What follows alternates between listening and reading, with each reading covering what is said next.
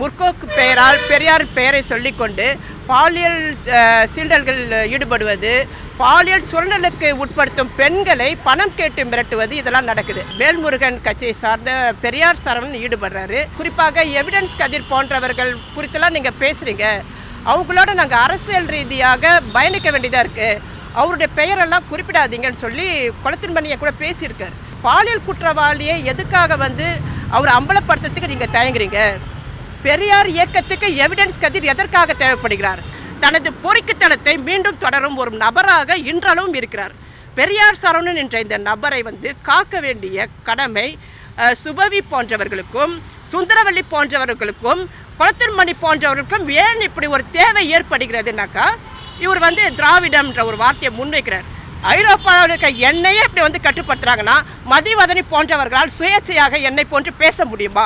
வெளியில் சமூக நீதி பெண்ணியம் பேசிக்கொண்டு இணைய வழியில் பாலியல் செக்ஸ் இந்த மாதிரியான பெரியாரிஸ்டுகளாம் இந்த மாதிரிலாம் பண்ணிட்டு இருக்காங்க. ஆமாம், அவங்கள தான் அம்பலப்படுத்துகிறேன். நான் ஒட்டுமொத்த பெரியாரிஸ்டும் பேசலையே.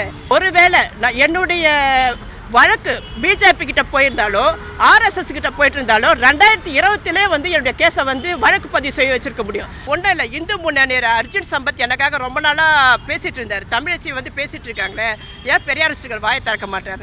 குறைஞ்சபட்சம் அவர்கிட்ட போயிருந்தா கூட ஒரே நாள் என்னால் எல்லாத்தையும் வழக்கு பதிவு செஞ்சுருக்க முடியும். லூலு மாஃபியா பாலியல் குற்றங்கள் தொடர்பான இந்த வழக்கு கடந்த 2020 சட்ட நடவடிக்கைக்காக போராடிட்டு இருந்தோம். 2020 ஒரு நிறைய பெண்கள் கம்ப்ளைண்ட் கொடுத்துருந்தாங்க. அதில் ஒரு கம்ப்ளைண்ட் எஃப்ஐஆர் செய்ய சொல்லி நீதிமன்றத்தில் உத்தரவு கொடுக்கப்பட்டது. இந்த லூலுவுடைய WSP இந்த குழுவில் பெண்கள் விபச்சாரத்துக்கு உட்படுத்தப்பட்டிருக்கிறார்கள், மிரட்டப்பட்டிருக்கிறார்கள். அதற்கான ஆதாரங்கள், சாட்சிகள் 200 பேருக்கு அதிகமானோரால் காவல்துறையினால் விசாரிக்கப்பட்டு அதன் அடிப்படையில் தான் எஃப்ஐஆர் பதிவு செய்யப்படுகிறது. அதற்கு பிறகாக குற்றவாளிகள் விசாரணைக்கு உட்படுத்தப்பட்டாங்க. A1 குற்றவாளி லூலு ஆஸ்திரேலியாவில் இருந்ததால் விசாரணை ஒரு இடைக்காலமாக நிறுத்தி வைக்கப்பட்டிருந்தது. சென்ற வருடம் டிசம்பர் 10ஆம் தேதி அன்று லூலு ஆஸ்திரேலியாவிலிருந்து கேரளாவுக்கு வரும்பொழுது விமான நிலையத்தில் கைது செய்யப்பட்டு சென்னை நீதிமன்றத்தில் ஆஜர்படுத்தப்பட்டு ஒரு தினங்கத்தில் முன்ஜாமீன் கிடைத்தது. அதன் தொடர்ச்சியாக லூலுவுடைய விசா பறிமுதல் செய்யப்பட்டு விசாரணை முடியும் வரை இங்கே இருக்க வேண்டும். ஆனால் முன்ஜாமீன் கொடுத்துருக்கோம். கூப்பிட்றப்போ விசாரணைக்கு அழைக்கும் பொழுதெல்லாம் நீங்கள் ஆஜராகணும்னு சொல்லியிருந்தாங்க. அதன் அடிப்படையில் இந்த வருடம் ஜனவரி 11, 2024 அன்று லூலு ஆஜரானார். மீண்டும் 15 பிப்ரவரி மாதம் ஆஜராக வேண்டும் என்று அவருக்கு ஒரு உத்தரவு நீதிமன்றம் இருந்தது. ஆனால் ஜனவரி மாதம் 3 பேர் ஆஜராகலை. பவானி 4 பேர், பவானி, அம்பிகா உட்பட இன்னும் 2 பேர், ஜெகன், லோகன் என்க 4 பேர் அக்யூஸ்டுகள் ஆஜராகாதால் இன்று கட்டாயமாக ஆஜராக சொல்லி உத்தரவு பிறப்பித்தார்கள். இன்று வந்தாங்க. இந்த நிலையில் லூலு இந்தியாவில் இருக்கும் பொழுது என்னுடைய கேஸையும் முன்னெடுக்கணும்னு சொல்லி இன்று என்னுடைய வழக்கறிஞருக்காக வந்திருக்கு. இப்போ என்ன நிலையில் இருக்குது? மீண்டும் ஏதாவது சொல்லியிருக்காங்களா? கேஸ் வர சொல்லியிருக்காங்களா? ஒரு பெண்ணுடைய இந்த தொடர்பான கேஸ் அதில் எந்த பிரச்சனையும் இல்லை. அந்த நீதிமன்றம் விசாரணையில் இருக்கிற அந்த வழக்கு குறித்து நம்ம எதுவும் பேசக்கூடாது, அதை பற்றி பேசலை. ஆனால் இப்போ நான் பேச போகிறது, நான் 2021 ஒரு கம்ப்ளைண்ட் கொடுத்தேன். 2000 கமிஷனர் ஆஃபீஸ்லேயும் கம்ப்ளைண்ட் கொடுத்துருக்கேன். எழும்பூர் நீதிமன்றத்திலையும் வழக்கு தொடுத்திருக்கேன். என் மீது விசாரணை நடத்த வேண்டும் காவல்துறை, என்ன நடந்ததுன்ற விசாரணை நீங்கள் நடத்தணும்னு சொல்லி ஒரு 2022 நான் 1 மாதம் இந்தியாவில் இருந்தேன். ஆனால் அரசியல் காரணங்களுக்காக என்னை காவல்துறை விசாரணைக்கு உட்படுத்தாமல் தாமதப்படுத்தி கொண்டே இருந்தது. என்னுடைய விசா நிறைவடையும் நிலையில் நான் 1 மாதத்து பிறகு கட்டாயமாக பிரான்ஸுக்கு செல்ல வேண்டிய சூழ்நிலையில் எனக்கு இருந்தது. இடையில் உங்களை போன்ற சிறு யூடியூப் சேனல்கள் நான் பேசிய தகவல் பரவலாக தமிழக மக்களிடம் சென்றடைந்தது. இது ஒரு விவாதமாகவும் லூலு சர்ச்சைகள் குறித்து பரவலாக அறியப்பட்டு அனைவரும் கவனத்துடன் பார்க்க வேண்டிய ஒரு முக்கிய வழக்காக இன்று தமிழ்நாட்டில் இருக்குது. இந்த முக்கிய வழக்கில் ஆளும் கட்சியை சேர்ந்த சில உறுப்பினர்கள் இன்வால்வ் இருக்காங்க. பெரியார் இயக்கத்தை சேர்ந்த ஒரு சிலர் இருக்கிறதால இது ஒரு அரசியலாக மாறி இருக்கு. நான் பேசியது வந்து பாலியல் குற்றங்களுக்கு எதிராக நடவடிக்கை எடுக்க வேண்டும் என்ற ஒரு அரசியல் காரணங்களுக்காக மட்டும், அதாவது பாலியல் அரசியல், பெண்கள் பாலியல் முற்போக்கு இந்த பெயரால் வந்து சுரண்டலுக்கு உட்படுத்தப்படுகிறார்கள். இது வந்து தமிழ்நாட்டில் யாரும் பேச முன்வராத நிலையில் நான் 2020 பேச ஆரம்பித்தேன். ஏன்னாக்கா லூலு பாலியல் குற்றங்களில் ஈடுபடும் பொழுது, சர்ச்சையில் ஈடுபடும் பொழுது அதில் பாதிக்கப்பட்ட பெண்கள் 2017 ஃபேஸ்புக்லேயே பேச ஆரம்பிக்கும் பொழுது அவர்கள் மிரட்டப்பட்டார்கள். அவருடைய புகைப்படங்களை வந்து வெளியிடோன்னு மிரட்டப்படும் பொழுது அந்த பெண்கள் வந்து ஃபேஸ்புக்கை விட்டே போயிட்டாங்க. இப்படியான சூழல் தான் கடந்த 3 வருடங்களாகவே இருந்தது. 2017 வந்து ஒரு உமா என்ற ஈழத்தைச் சேர்ந்த ஒரு பெண்ணின் முழு நிர்வாண படத்தையும் அவங்க வெளியிட்டிருக்காங்க. ஆக வந்து லூலுன்ற இந்த மாஃபியா கும்பல் அவர்களுக்கு எதிராக அந்த குழுவில் இருந்த பெண்கள் வெளியே வந்து துணிச்சலாக போராட நினைக்கும் பொழுது, தொடர் மிரட்டலுக்கு உட்படுத்தும் பொழுது அவர்கள் பின்வாங்குகிறார்கள். அதனால் அவர்கள் தொடர்ந்து இந்த குற்றவாளிகள் அது பெண்களின் அமைதியும் பயத்தையும் வந்து அவர்கள் வந்து தொடர்ந்து தங்களுடைய சட்டவிரோத செயல்களுக்கு ஈடுபடுத்தி கொள்வதை தொடர்ந்து கொண்டிருந்தார்கள்.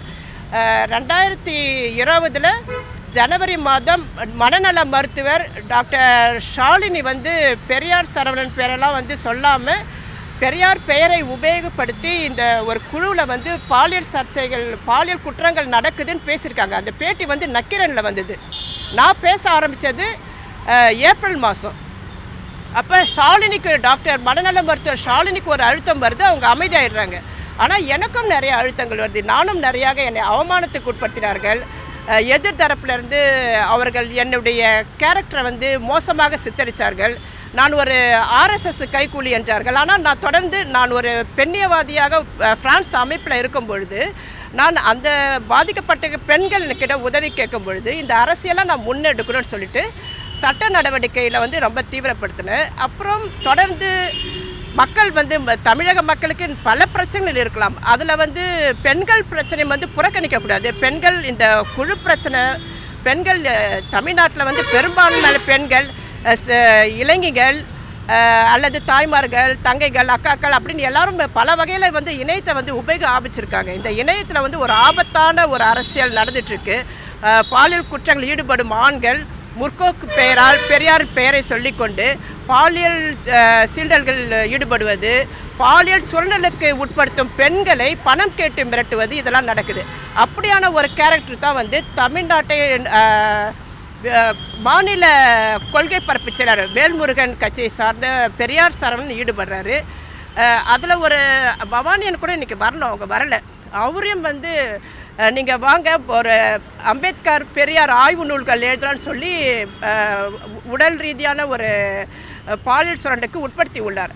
அப்போது இந்த மாதிரி கேரக்டர் குறித்து நம்ம தொடர்ந்து பேசணும்னு சொல்லி நான் இந்த தகவல்லாம் வந்து திவிகவை சேர்ந்த தலைவர் கொளத்தூர்மணியிடம் நான் கொடுத்து அவருடன் நான் தொடர்ந்து பேசிகிட்டே இருக்கேன். இது குறித்து அவர் ஒரு கட்டத்தில் வந்து நெருக்கடி வரும்பொழுது அவர் பின்வாங்குறாரு. அப்போ வந்து அவர் ஒரு நான் வந்து தகவலை சொல்கிறேன், அவர் வந்து பேசுவார்னு எதிர்பார்த்தாரு, அவர் வந்து பின்வாங்கிட்டார்.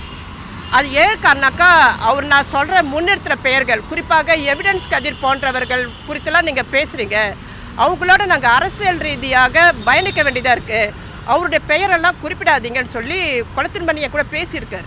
அப்போ நான் கேட்குறேன், ஒரு பாலியல் குற்றவாளியை எதுக்காக வந்து அவர் அம்பலப்படுத்துறதுக்கு நீங்கள் தயங்குறீங்க?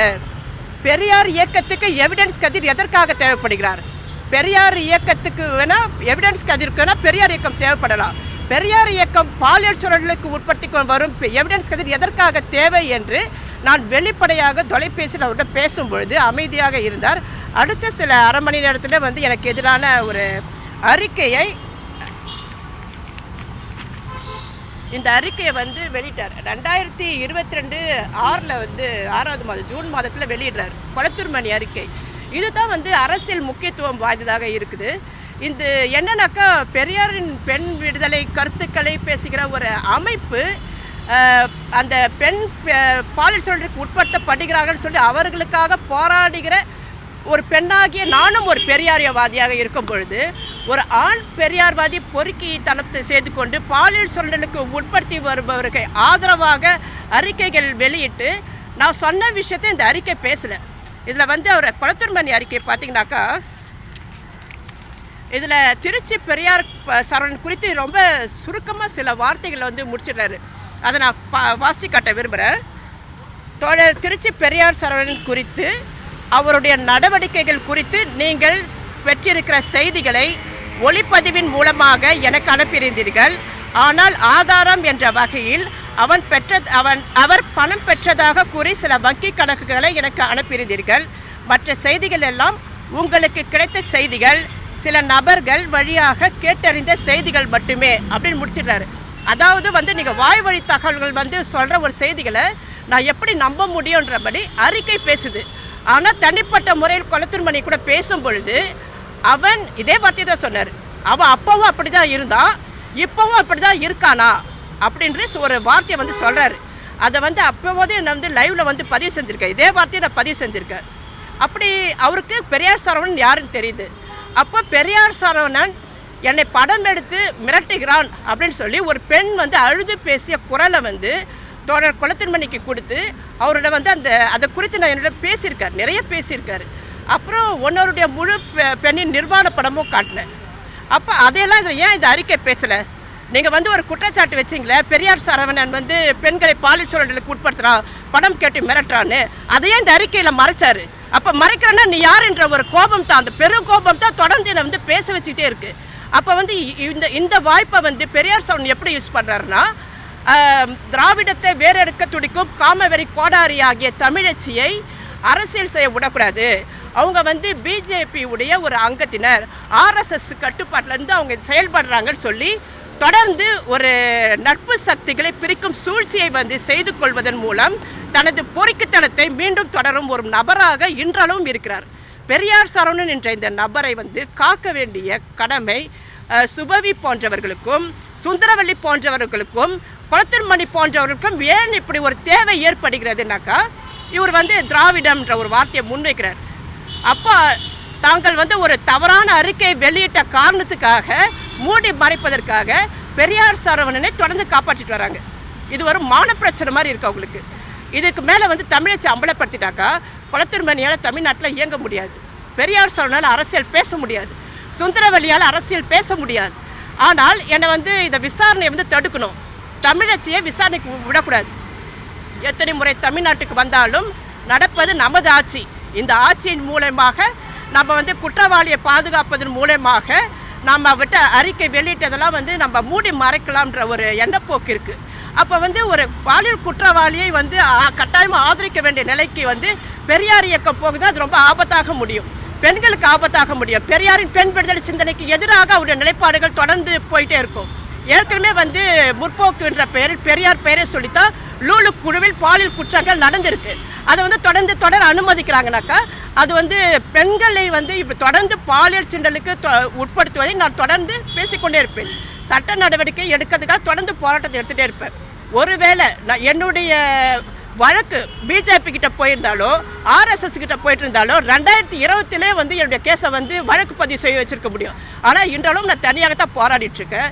நான் வந்து ஃப்ரான்ஸில் வந்து பெண்கள் மனித உரிமையிலையும் இருக்கிறதால, பெண்கள் அமைப்பு செயல்பாட்டிலும் இருக்கிறதால நேரடியாக இந்திய தேசிய மகளிர் ஆணையத்தின் மூலமாக போராடி கொண்டிருக்கிறேன். ஆனால் எனக்கு இது ஃப்ரான்ஸ்லேயும் ஐரோப்பாவிலையும் மனித உரிமை செயல்பாடுன்ற ஒரு பெயர் இருக்குது. ஆனால் தமிழ்நாட்டில் எனக்கு என்னுடைய தோழர்கள் கொடுத்த பேர் வந்து காமவெறி கோடாரி. இந்த பேரை வந்து நான் தொடர்ந்து தக்க வச்சிருக்க முடியாது. நான் வந்து தொடர்ந்து பெண்ணிய சிந்தனையாலையும் மார்க்சிய மாவோயிச லெனினிச இந்த தொடர் சிந்தனைகள் மூலமாக ஒரு இடதுசாரிய சிந்தனையின் ஊடாக இயங்குகிற ஒரு நபராக அறியப்படுகிற என்னுடைய இமேஜை வந்து தவறாக சித்தரிப்பதை வந்து தொடர்ந்து நான் குரல் கொடுப்பதற்கு உங்களை போன்ற சிறு சிறு ஊடகங்கள் மூலமாக இதை நான் தொடர் பிரச்சாரமாகவும் எடுப்பேன். ஏன்னாக்கா பெரிய ஊடகங்கள் ஆட்சியாளர்கள் கட்டுப்பாட்டில் இருக்குது. அவர்கள் வந்து நியாயத்தை பேசுவதோ தனக்கு சார்பான தகவலை மட்டும் பதிவு செய்யல நிலைப்பாட்டில் தான் இருக்காங்க. இதை அம்பலப்படுத்தணுன்ற ஒரு நோக்கம் இருந்தாலும் இப்போ ஒரு விஷயம் 2023 நடந்தது. இந்திய தேசிய மகளிர் ஆணையம் தமிழச்சி வழக்கில் என்ன மாதிரியான விசாரணையை முன்னெடுத்தீங்க அப்படின்னு சொல்லி தமிழக காவல்துறை கேட்டதுக்கு அவர்கள் தேசிய மகளிர் ஆணையத்துக்கு கொடுத்த அறிக்கையில் மிக தவறாக முன்னுக்கு பின் முரணான தகவலை வந்து பதிவு செஞ்சுருக்காங்க. என்ன தகவல்னாக்கா, தமிழச்சி வந்து அவங்கள நாங்கள் விசாரித்தோம், அவங்க முன்னுக்கு பின் முரணாக பேசுகிறாங்க அப்படின்னு சொல்லியிருக்காங்க. என்ன தமிழக காவல்துறையிலேருந்து விசாரிக்கவே இல்லை. விசாரிக்கவே இல்லாத ஒரு நிலையில் இந்த அறிக்கையை தமிழக காவல்துறை எப்படி இந்திய தேசிய மகளிர் ஆணையத்துக்கு கொடுத்தது?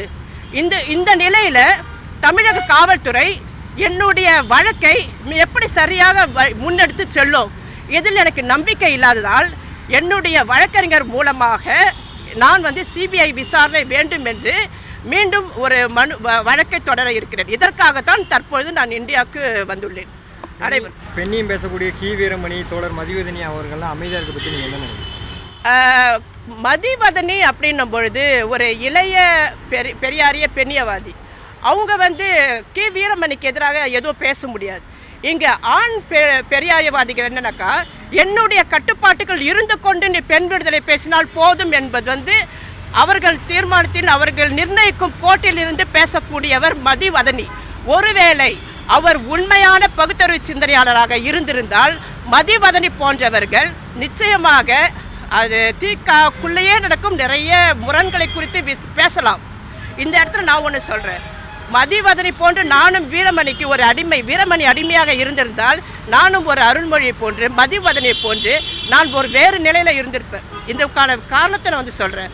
2008 ஃப்ரான்ஸில் பெரியார் விழிப்புணர்வு இயக்கம் அப்படின்ற ஒரு இயக்கம் உருவாக்குற அந்த செய்தி வந்து வீரமணி விடுதலையில் முதல் பக்கத்தில் ஆளுநராக ஃபோட்டோ போட்டு எழுதுறாரு.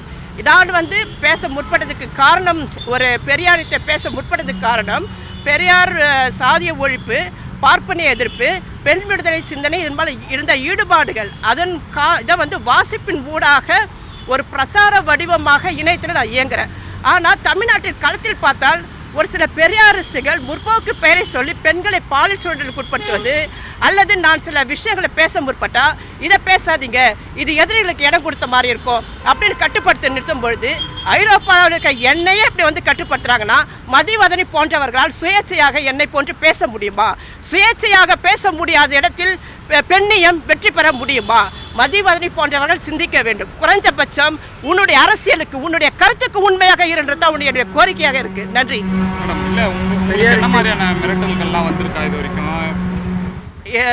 என்னை தாண்டி தமிழ்நாட்டில் இருக்கிற நிறைய மிரட்டல் வந்திருக்கு. இந்த கேஸை வந்து சாட்சிகளை கலைக்கிறதுக்கு, குறிப்பாக ஒரு சாட்சிக்கிட்ட வந்து சுபவியுடைய டிரைவர் மணி வந்து சென்றிருக்கிறார். அவர் வந்து மிரட்டல் சொல்ல முடியாது, உனக்கு இந்த வாய்ப்பு தர அந்த வாய்ப்பு தரேன்னு சொல்லி அவங்கக்கிட்ட பேச முற்படுறாங்க. அப்போ எந்த நோக்கத்துக்காக அவங்க அணுகிறாங்கன்னு அந்த பெண்ணுக்கு தெரியுது. அதே சமயம் இன்னொரு சாட்சியுடைய அவங்கள ஒரு பெண் அவங்களுடைய காரை சேதப்படுத்துவது, அவங்கள அச்சுறுத்துவது அதெல்லாம் நடந்தது. இன்னொரு பெண்ணுடைய பார்த்தீங்கன்னாக்கா ஓட்டப்பயிற்சியில் இருக்கும்பொழுது அவங்கள அடித்து ஃபோனை பிடுங்கியிருக்காங்க. ஃபோனை எதுக்காக பிடுங்குறாங்கன்னா அதில் சாட்சிகள் ஏதாவது இருக்கலாம். அப்போ இவ்வளவு மோசமான செயல்கள் இருக்குது. இத்தனைக்கும் அந்த பெண் வந்து மனித அமைப்பில் இருந்தாங்க. மனித அமைப்பில் இருக்கிற அவங்களுக்கு மனித அமைப்பை சார்ந்தோர் கூட வந்து உதவ முன் வரல. அப்போ தமிழ்நாட்டில் பெண்கள் அமைப்பு எதுக்காக இயங்குது, யாருக்காக இயங்குது? இந்த பெண்கள் அமைப்பை சார்ந்தவர்கள் இப்பொழுது இந்த லூலுக்குள்ள விபச்சாரம் நடக்குது, கேஸ் பதிவு செய்யுங்கன்னு ஒரு நீதிபதி உத்தரவு கொடுத்த பிறகும் அந்த பெண்ணுக்கு ஏன் ஆதரவாக யாருமே வரல? இப்போ அனைத்து இந்திய இந்த ஜனநாயக மாதர் சங்கம் எங்கே போச்சு? அப்போ இவங்க எல்லாரும் யாருக்காக பயப்படுறாங்க? ஆண் அரசியல்வாதிகளுக்கு பயப்படும் இவர்களுக்கு எதற்காக பெண்கள் அமைப்பு? ஒரு கம்யூனிஸ்ட் இயக்கம், இந்திய ஜனநாயக விடுதலை அமைப்பே இந்த லட்சணத்தில் இருக்குதுனாக்கா இவங்க ஒரு விஷயம் சொன்னாங்க, தமிழச்சியுடைய இந்த கேஸ் வந்து தனிப்பட்ட பிரச்சனை அப்படின்னு சொன்னவங்க சீமான் விஜயலட்சுமி சர்ச்சை வரும்பொழுது விஜயலட்சுமிக்காக போராட ஓடுறாங்க. அப்போ உடைய நோக்கம் என்ன? ரொம்ப கீழ்த்தனமாக இழிவாக இல்லை. பெண்கள்னா பாதிப்புக்குள்ள போனால் எல்லாருமே பெண்கள்னா பெண்கள் தான். என்னுடைய பிரச்சனையில் குளத்தன்மணி இருக்காரு, சுபவி இருக்காரு, சுந்தரவல்லி இருக்காங்கனாக்கா அது உங்களுக்கு பிரச்சனைனாக்கா நீங்கள் என்ன இதுக்கு எதுக்காக உங்களை அமைப்பு வச்சுருக்கீங்க? விஜயலட்சுமிக்காக ஓடுறீங்க, ஒரு தமிழிச்சிக்காக வர முடியாதுன்னா விஜயலட்சுமி பிரச்சனையும் அது தனிப்பட்ட பிரச்சனையை ஏன் உங்களால் பார்க்க முடியல? அப்போ எல்லாத்துலேயும் அரசியல் இருக்குது, அரசியல் நோக்கம் இருக்குது. இதை கட்டுடைப்பது எப்படி, இதை எப்படி ஒரு பிரச்சார வடிவமாக மாற்றுவது, இவர்கள் எப்படி தமிழக மக்கள் முன்பு அம்பலப்படுத்துவது, இதுதான் இப்போதைய என்னுடைய நிலைப்பாடு. இதை திரும்பவும் ஆர்எஸ்எஸ் பிஜேபி அப்படின்னாக்கா அவங்களுக்கு அம்பலப்படுறாங்கிட்ட சொல்கிறேன். மக்கள்கிட்ட சமூக நீதி பேசி கொண்டிருப்பவர்கள், பெண் விடுதலை பேசுபவர்களுக்கு நான் பேசும் இயல்பான ஒரு மொழியை உள்வாங்கி கொண்டு போலம்னாக்கா இது உங்களுடைய சிந்தனையில் ஏதோ திருட்டுத்தனம் இருக்குது. எதை பேசணும் எதை பேசக்கூடாதுன்ற ஒரு முடிவில் இருந்து நீங்கள் என்னங்குனாக்கா நீங்கள் அப்படி தான் அணுகிறீங்கன்ட்டு மக்கள் பார்ப்பாங்க. நான் பெரியாருங்கிற பேர் போலி சமூக நீதிக்கும் முழுக்க பாலியல் தொழிலுக்கு மட்டும்தான் பயன்படுத்தப்படுகிறது. இப்போ அப்படி தான் போயிட்டுருக்கு. ஏன்னா நான் இப்போ கிட்டத்தட்ட ஒரு 20 வருடமாக நான் பார்த்துட்ருக்கேன். நான் எனக்கு கிடைக்கிற தகவல், நான் பார்க்குற விஷயங்கள், அணுகிற முறைகள் பார்க்கும் பொழுது ஏன் பெரியார் இந்த விஷயத்தை ஒரு தலைவருக்கே இந்த மனநிலை இருக்குதுனாக்கா எப்படி? ஆனால் இந்த இடத்துல ஒரு விஷயத்தையும் சொல்கிறேன். நான் முற்றும் முழுவதுமாக பெரியார் இயக்கத்தை எதிராக குற்றச்சாட்டு வைக்கவில்லை. அதில் ஒரு சிலர் இப்படி செய்கிறாங்கன்னு சொல்கிறேன். உதாரணத்துக்கு குளத்தூர்மணி அணுகிறதுக்கு 2 காரணம் இருந்தது. முதல் காரணம் லூலு குழுவில் திவிகாவை சேர்ந்த, அதாவது குளத்தூர்மணி அமைப்பை சார்ந்த 2 பெண்கள் அதில் இருந்தாங்க. ஒருவர் பெயர் ரனியா, இன்னொருத்தவர் ரம்யா. மலர் ரனியாவும் ரம்யாவும் ஒரே நபர்.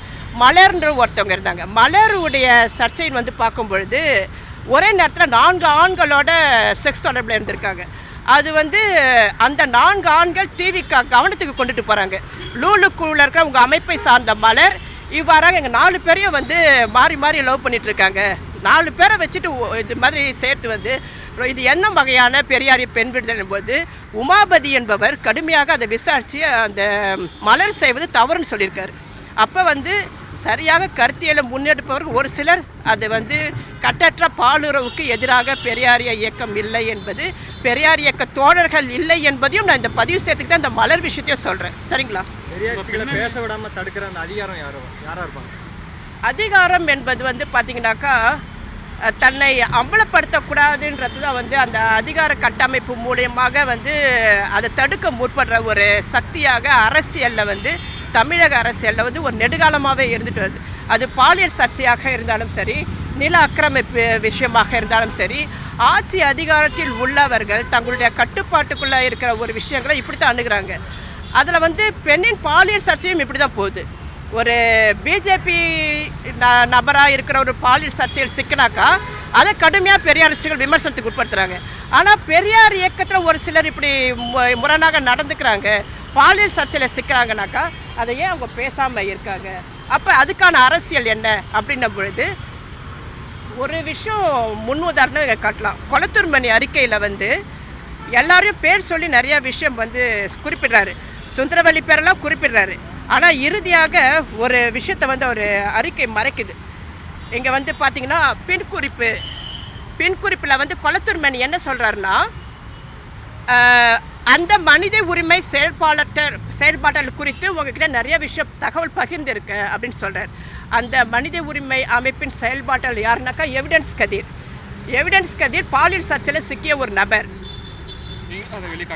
அதை நான் வெளிக்காட்டுறேன். லூலுக்குள்ள நிறைய சர்ச்சை நடக்கும்போது அவரை குறித்து நான் பேசுகிறேன்.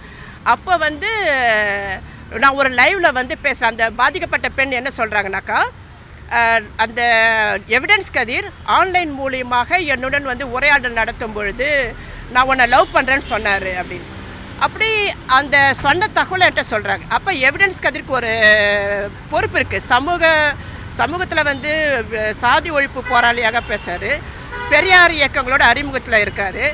அப்போ ஏன் இப்படியான ஆன்லைனுக்கு வந்தாலே நீங்களாம் ஆணாதிக்கவாதிகளாக மாட்டீங்களா? ஒரு ஆணாதிக்க சிந்தனைக்குள்ளே உந்துப்படுற ஒரு நிலைப்பாட்டுக்குள்ளே எப்படி அந்த நிலைக்குள்ளே தள்ளப்படுறீங்க அப்படின்னு. இருங்க சார், நாங்கள் பேசிடுறோம் ஒன்றும் பிரச்சனை இல்லை. அப்போ ஆணாதிக்க சிந்தனைக்குள்ளே தள்ளப்படுறாங்களா அப்படின்ற ஒரு கேள்வியெல்லாம் முன்வைக்கும் போது மறுதினம் காலையில் ஒரு 8 மணி அளவில் குளத்தூர்மணி தொலைபேசியில் நான் அழைக்கிறாரு. தோழர் தமிழச்சி, நாங்கள் அரசியலாக எவிடன்ஸ் கதிரோடு பயணிக்க வேண்டியதாக இருக்குது. நீங்கள் வந்து இதை குறித்து பேசாதீங்க, அவரை குறித்து பேசாதீங்கன்னு சொல்கிறார். அப்போ நான் கேட்டேன், எவிடன்ஸ் கதிர் ஒரு ஒரு இவ்வாறு பாலியல் சர்ச்சைகளில் ஈடுபடும் பொழுது பெரியார் இயக்கத்துக்கு எதற்காக எவிடன்ஸ் கதிர் தேவைப்படுகிறார்? ஒரு அந்த பெண்ணே சொல்கிறாங்க, பெண்ணு சொன்ன ஆதாரங்கள் இருக்குதுன்னும் பொழுது நான் வந்து அவர்கிட்ட பேசிட்டு சொல்கிறேன்னு சொல்லி கொளத்தூர்மணி எவிடன்ஸ் கதிர் கூட பேசுகிறார். பேசிய கொளத்தூர்மணி என்கிட்ட சொல்கிறாரு, எவிடன்ஸ் கதிர்கிட்ட கேட்டேன், அந்த பெண் தான் வந்து சொன்னாங்களா நான் தான் உங்களை விரும்புகிறேன் அப்படின்னு. ஆனால் ஒரு விஷயம் நடந்துக்கிறது உண்மை. ஆனால் எப்போவுமே பாலியல் சர்ச்சை வந்தால் பெண்கள் மேலே பழிய போடுறது.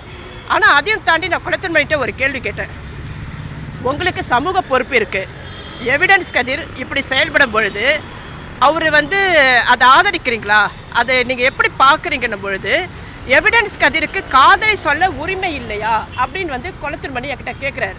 நான் சொல்கிறது, எவிடன்ஸ் கதிர் திருமணம் ஆகலைனாக்கா அவருக்கு காதலை சொல்ல உரிமை இருக்குது. ஆனால் அவருக்கு திருமணமாகி ஒரு மகன் இருக்கார், 12 வயதுக்கு மேற்பட்ட வயதில் ஒரு மகன் இருக்கும் பொழுது ஒரு காதலை ஆன்லைனில் வந்து இன்னொரு பெண்ணிக்கிட்ட சொல்லும் பொழுது அதில் வந்து பாலியல் சுரண்டலுக்கு தேவைக்கு அவருடைய யூஸ் பண்ணிக்கிற மனநிலை தான் அவருக்கு அங்கே வந்திருக்க முடியும் பொழுது கொளத்தூர்மணி என்கிட்ட என்ன சொல்கிறாருன்னா, இல்லை ஒருவேளை அந்த பெண் விருப்பம் சம்மதம் தெரிவித்திருந்தால் எவிடன்ஸ் கதிர் தன் மனைவியை விவாகரத்து பெற்ற பிறகு அந்த பெண்ணு கூட இணைஞ்சு வாழலாம்ல அப்படின்னு சொல்லி பேசுகிறார். ரொம்ப அறிவார்ந்த விஷயமா பேசுகிறாரா அப்படின்னு ஒரு அதிர்ச்சியாக இருந்தது. அப்போ இதை நீங்கள் நினைக்கிறீங்களா, எவிடன்ஸ் கதிர் தன் மனைவியை விட்டுட்டு அந்த பெண்ணு கூட போவாங்கன்னு நீங்கள் நினைக்கிறீங்களா அப்படின்னு நான் கேட்குறேன். அப்போ அவருக்கு என்னோட ஒரு விவாதத்தை நடத்த முடியல. அப்புறம் அமைதியாகிட்டு சரின்னு போயிட்டு அடுத்த அரை மணி நேரத்தில் தான் இந்த அறிக்கையை வெளியிடுறாரு. அப்போ பெரியார் பேரை சொல்ல முடியுது, திருமா பேரை சொல்ல முடியுது, சுந்தரவல்லி பேரை சொல்ல முடியுது. ஆனால் அந்த மனித உரிமை செயல்பாட்டாளர் எவிடன்ஸ் கதின்ற பேர் ஏன் வெளியே வர மாட்டேது? அப்போ என்ஜிஓ அமைப்பு நடத்துகிற அந்த நபரை ஏன் தூக்கி பிடிக்கிறாரு? என்ஜிஓ மூலியமாக ஏதோ ஒரு வகையில் பெரியார் இயக்க மேடைகளுக்கு அவர் சிறு தொகைகள் கொடுப்பது நான் அறிந்த ஒரு விஷயந்தான். அந்த சிறு தொகைக்காக இந்த மாதிரி பொறுக்கிகளை வளர்த்து உள்ளோமா? வெளியில் சமூக நீதி பெண்ணியம் பேசிக்கொண்டு இணைய வழியில் பாலியல் செக்ஸ் இந்த மாதிரியான பெரியாரிஸ்டுகள்லாம் இந்த மாதிரிலாம் பண்ணிட்டு இருக்காங்க. ஆமாம், அவங்கள தான் அம்பலப்படுத்துகிறேன். நான் ஒட்டுமொத்த பெரியாரிஸ்டும் பேசலையே. எனக்கு தெரிந்த நிறைய பெரியாரிஸ்ட் தோழர்கள் இன்னமும் என்னோட நட்போடு இருக்காங்க, நேர்மையாக இருக்காங்க, உண்மையாக கருத்தியலுக்கு உண்மையாக இருக்காங்க. ஆனால் நீ ஒரு இயக்கத்துக்கு தலைவர்ன்ற கருத்தியல் உண்மை இல்லையே. இவ்வளவு கட்டற்ற பாலுறவு ஆதரிக்கிற ஒரு பொறுக்கித்தனமான சிந்தனை இருக்குதுனாக்கா ஒன்றை நான் அம்பலப்படுத்த தான் வந்து நிற்கிறேன். நான் பேசுவேன். இதில் நீ வந்து ஆர்எஸ்எஸ் பிஜேபின்னா நான் அதையும் அரசியலாக பேசுகிறேன். உங்களோட பின்னணியில் வந்து இப்போ பேசும்போது வந்து பாஜக தான் உங்களை இயக்குது, இந்து முன்னணி இயக்குது. நீங்கள் வந்து இப்போ அண்மையில் விஜயலட்சுமி பிரச்சனை போச்சு, அதே மாதிரி நீங்களும் இந்த மாதிரியான பிரச்சனைகளை பண்ணுறதா சொல்கிறாங்க. எங்கே பாருங்கள், நான் பேச ஆரம்பித்தது 2020 ஏப்ரல் மாதம். வழக்கு சட்ட நடவடிக்கையில் ஈடுபட்டது 2021. சென்ற வருடம் டிசம்பர் மாதம் லூலு இந்தியாவுக்குள்ளே வராங்க. வெளிநாடு செல்ல முடியல, விசாரணைக்கு உட்படுத்தப்படுறாங்க. அதன் தொடர்ச்சியாக விசாரணை நடக்குது. இந்த சூழலில் நான் ஐரோப்பாவிலேருந்து என்னுடைய வழக்கறிஞர் சொன்னார், இந்த டைமில் வந்து நம்ம வழக்கு பதிவு செய்வோம் வாங்கன்றாங்க. இதில் எங்கே பிஜேபி வந்தது? 4 வருடமாக போராடுறேன்.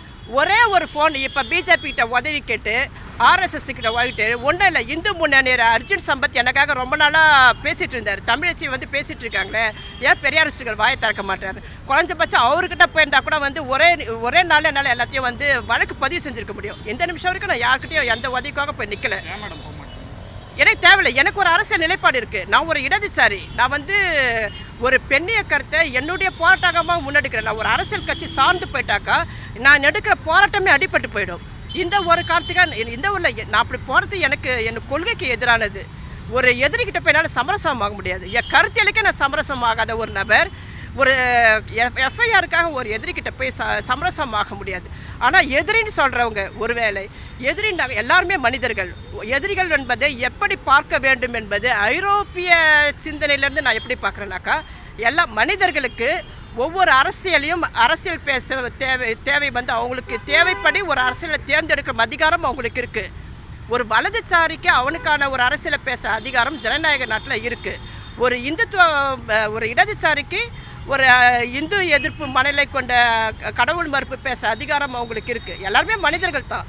அர்ஜுன் சம்பத் வந்து தமிழச்சி அவங்க ஒரு பாலியல் குற்றச்சாட்டு குறித்து போராட்டம் நடத்துகிறாங்களான்னு பேசினாக்கா அது பொது பிரச்சனை. அவருக்கு பேசுறதுக்கு உரிமை இருக்குது தானே. கொளத்தூர்மணி பேசியிருக்கணும், ராமகிருஷ்ணன் பேசியிருக்கணும், வேறு யாராவது பேசியிருக்கணும். யாருமே எல்லோரும் மூடி மறைக்கிறாங்க. அவர் கேள்வி எழுப்புறாரு, அவருக்கு அது பேசுகிற உரிமை இருக்குது தானே. அப்போ அதை வந்து தமிழச்சிக்கு சப்போர்ட்டாக பேசுகிறாங்கனாக்கா நீங்கள் இன்னும் அறிவு ரீதியாக வளரலைன்னு சொல்லுவேன். ஒரு அரசியலில் இயங்குவதற்கான அறிவு உங்ககிட்ட இல்லைன்னு சொல்லுவேன். நீங்களா பகுத்தறிவாதிகள்?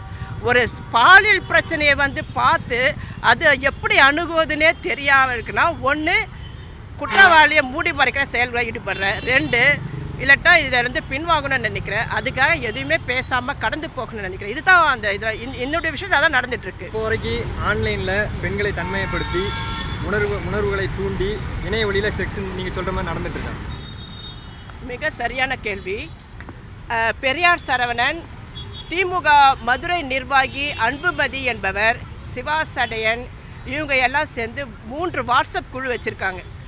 ஒரு வாட்ஸ்அப் குழு பேர் வந்து பெண்ணியம், உணர்வுகள், உறவு சிக்கல்கள். அதில் லூலு எல்லா பெண்களும் இருப்பாங்க. அவங்கக்கிட்ட வந்து பெரியார் பெண் விடுதலை கருத்துக்கள் குறித்து பேசுவது, சமூக களத்தில் வந்து பெண்ணிய சிந்தனைகளை எப்படி செயல்படுத்துவது, பாலியல் தீர்வுகளை குறித்தான உரையாடல்கள் நடத்துவது, கட்டற்ற பாலுறவில் ஈடுபடுவது தவறான ஒரு நிலைப்பாடு இல்லைன்னு அவங்கள வந்து மூளைச்சலை செய்ய உட்படுவது, இதெல்லாம் அதில் செஞ்சுருக்காங்க. பெரியார் சரவணன் பற்றி சொல்லிங்க. பொள்ளாச்சி சரவணன்னா யார்? அவருடைய பின்புலம் என்ன? பொள்ளாச்சி சரவணன் அவர் யார்? அவருடைய பின்புலம் யார்? பொள்ளாச்சி சரவணன் நீங்கள் தான் சொல்லுங்க. பொள்ளாச்சி பெண்களுக்கு டாக்டர் சரவ். டாக்டர் சரவ் வந்து லூலு குழுவில் தொடர்புடைய ஒரு நபர். லூலு குழு செக்ஸ் தொடர்பையும் அவர் இருந்திருக்காரு. அந்த டாக்டர் சரவ் வந்து அவர் ஒரு அமைப்பு வச்சு நடத்துகிறார். அதில் என்னன்னாக்கா பெண்களை வந்து ஆமாம் டூருக்கு சுற்றுலாவுக்கு அழைத்து போகிறாங்க. அங்கே அழைத்து போகும்போது டாக்டர் சரவ் மட்டும்தான் ஒரு ஆண், மற்ற எல்லாமே பெண்கள். அவர்களை வந்து மது வாங்கி கொடுத்து உங்களுக்கு விருப்பப்படி உங்களுக்கு பேசணும்னு தோன்றதெல்லாம் மன இறுக்கத்தை தவிர்ப்பதற்காக இதில் வந்து நீங்கள் மது அருந்துவது தவறல்ல, நீங்கள் மது அருந்துங்க, ரொம்ப இயல்பாக இருங்க அப்படின்னு பேசும்பொழுது அங்கே எல்லாமே இருக்கிறவங்க எல்லாருமே பெண்கள். அப்போ வந்து அந்த மது போதைக்கு உள்ளான பெண்கள் வந்து தங்களுடைய சுயத்தை இழந்து அவங்க நிறைய விஷயங்கள் வந்து பேசுகிற ஆரம்பிக்கிறாங்க. அதில் வந்து எதுவுமே நடக்கலை. அதுக்கு பிறகு அவர் தனித்தனிப்பட்ட வகையில் பெண்கள்கிட்ட போய் பாலியல் சூழலுக்கு உட்படுத்தப்படுவதாக எங்களுக்கு அந்த குற்றச்செயல்கள் ஈடுபடுவதாக தகவல் இருக்குது. அவரை குறித்து நான் பேசியிருக்கேன். அவருக்கு வந்து பெண்களை ஒருங்கமைக்கும் இதுவாக நான் செயல்படுறவங்க வந்து அஞ்சல் துறையில் விதிலா என்ற ஒரு பெண் வந்து அவருக்கு இந்த பெண்கள்லாம் பிடிச்சி கொடுக்குறாங்க. அந்த வேலை அது உள்ள நடந்துகிட்ருக்கு. அவரே நாங்கள் விரைவில் அம்பலப்படுத்துவோம். அவர் வந்து லூலுக்கு நெருக்கமான ஒரு நபர் தான். லூலு கும்பலுக்கும் 4 வருடங்களுக்கு முன்பு நடந்த பொள்ளாச்சி பாலியல் சம்பவம் அந்த கும்பலுக்கும் தொடர்புக்கு நீங்கள் நம்புறீங்க? லூலு குழுக்கும் அவங்களுக்கும் சம்மந்தம் இல்லை. டாக்டர் சரவுக்கும் பொள்ளாச்சி பாலியல் சர்ச்சையில் ஈடுபட்ட அந்த அரசியல்வாதிகளுக்கும் தொடர்பு இருப்பதாக தகவல்கள் வந்து எங்களுக்கு கிடைக்குது. ஏன்னா அவங்க தேனி மாவட்டம் எல்லாம் அந்த ஒரு வட்டாரத்தில் இருக்கிறவங்க. டாக்டர் சரவ் வந்து மருத்துவமனையில் ஒரு 6 வயது சிறுமி வந்து பாலியல் பலாத்காரத்துக்கு உட்பட்ட தகவல் வந்து பத்திரிகை செய்திலாம் வந்திருக்கு. அதில் நிறைய சில சட்டவிரோதமான நடவடிக்கைலாம் நடக்குதுன்ற தகவல்லாம் வருது. அது போலீஸ் விசாரித்தா தான் வந்து முழு விவரமும் தெரிய வரும். இந்த வழக்கின் தற்போதைய நிலை என்ன? அடுத்த கட்ட நடவடிக்கை உங்களுடைய நடவடிக்கை? வழக்கு புகாரை வந்து விசாரணை மூடிட்டாங்க. அதுதான் நான் சொல்கிறேன். சென்ற வருடம் 2023 வழக்கை வந்து மூடியதாக நான் முன்னுக்கு பின்புறனாக பேசுவதாக வழக்கையே மூடிட்டாங்க. இப்போ நான் திரும்ப வந்து சிபிஐ விசாரணை வேண்டும், என்னை வழக்கில் விசாரிக்காமலே ஏன் இப்படி வழக்கில் விசாரிச்சதா சொல்கிறாங்க. 2வது நான் குற்றச்சாட்டு வைத்த 11 நபர்களும் அடையாளமற்ற நபர்கள்ன்ற ஒரு வாதத்தை வந்து இதில் எழுத்தில் சேர்த்துருக்காங்க. நான் வந்து 11 பேருடைய அட்ரஸ்ஸு, தொலைபேசி எண் எல்லாமே கொடுத்துருக்கேன். அப்புறம் எப்படி அது அடையாளமற்றவர்களாக இருக்க முடியும்? அப்போ இதில் வந்து பெரியார் சரவணன் மட்டும்தான் அரசியல்வாதி. அவனை காப்பாற்றுறது தான் இவ்வளோ போராட்டம். மற்றவர்களாம் சாதாரண பெண்கள், சாதாரண ஆள்கள். இன்னொருத்தவர் அன்புமதி, அவர் வந்து திமுகவை சேர்ந்தவர். இதால் வந்து அப்படியே ஒரு மாதிரி மெயின்டைன் பண்ணிகிட்ருக்காங்க. சிவா சடையன் மேலே புகார் கொடுத்துருக்கேன். அவர் வந்து திமுகவில் இருந்து வெளியேறிய நபர். அவர் வந்து நிர்வாண படங்கள் வெளியிடுவேன்னு மிரட்டுறார். இவங்களுக்கெல்லாம் பெரியாரிஸ்ட்டு. இதெல்லாம் எதுக்காக நான் சொல்கிறேன்னா, இந்த சிவா சடையன் இன்றளவும் முற்போக்கு பேசிட்டு உட்காந்துட்டு ஒரு நபராக இருக்காங்க. இதெல்லாம் வந்து குளத்தூர் மணி அப்போவே 2020 பேசி அதுக்கான தீர்வுகளை முன்னெடுத்திருந்தாக்கா இவர்களெல்லாம் அரசியல் வந்து புறக்கணிக்கப்பட்ட நபர்களாக இருப்பாங்க இல்லையா? ஆனால் இவர்கள் பெரியார் சரவணன் போன்றவர்கள் தொடர்ந்து அரசியலை பேசுறதுக்கு காரணமாக யாருன்னு இருக்குன்னா குளத்திருமணி அறிக்கைத்தானே அதை செஞ்சுருக்கு. அப்போ இந்த பொறிக்கைகளை யார் உருவாக்குறாங்கன்னா, பெரியார் இயக்கம் உருவாக்குறாங்கன்னா, ஏன் இப்படி உருவாக்குறீங்கன்னு மக்கள்கிட்ட கேட்பேன். மக்கள் பேசட்டும், மக்கள் பார்த்துக்கிட்டோம். பெரியார் இயக்கம் நன்கொடை வசூலிக்க போகிறப்ப மக்கள் கேட்கட்டும், இது மாதிரி நடக்குதாமே, ஃப்ரான்ஸ் வந்து தமிழை வந்து பேசுகிறாங்களா, என்ன நடக்குது டிவிக்காவில், குளத்திருமணி ஏன் இப்படி செய்கிறாருன்னு அந்த தோழர்களை பார்த்து பேசட்டும். அப்படியாவது என்கிட்ட வந்து என்ன நடந்ததுன்னு கேட்க வராங்களான்னு பார்ப்போம். ஓகேங்க, ரொம்ப ரொம்ப நன்றி. நன்றி, ரொம்ப நன்றி.